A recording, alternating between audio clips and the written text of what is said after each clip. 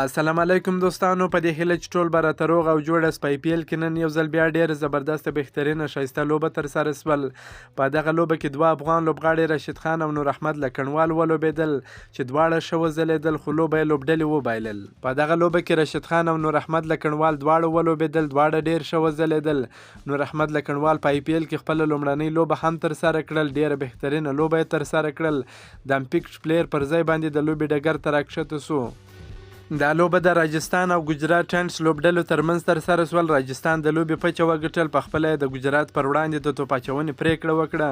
ګجرات په ټاکل سوي 20 اورونو کې د 7 لوبغاړو په سوځېدو سره 108 منډې جوړې کړې، چې شبمن ګیل 45 منډې جوړې کړې، ډیوډ میلر 46 منډې جوړې کړې، راشد خان بیا یوازې 1 منډه جوړه کړه. د راجستان لوبډلې لپاره بیا سندیپ شرما ډېر بهترینه ښایسته ښکلي بالینګ ترسره کړ. په 4 اورونو کې 25 منډې ورکړې، 2 ویکټ یې واخیستې. ټرینټ بولټ 1 ویکټ واخیسته، اډم زمپا 1 ویکټ واخیسته، چاهل هم 1 ویکټ ترلاسه کړه.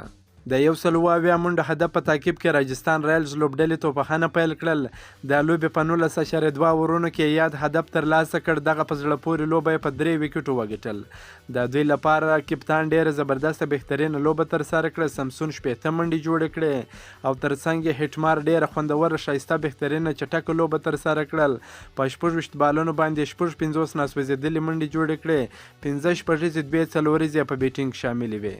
لوبه ډېره د ګجرات په طرف روانه و، خو کله چې هټمار توپخنې ته رالی نو ډېره زبردسته چټکه توپخنه یې ترسره کړل.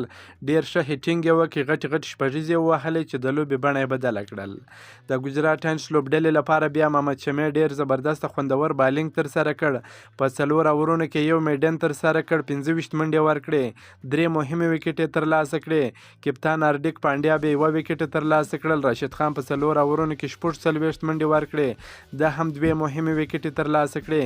نور احمد لکنوال په خپله لومړۍ لوبه کې په 2.2 اورونو کې 90 منډې ورکړې، 2 ویکټ یې ترلاسه کړل.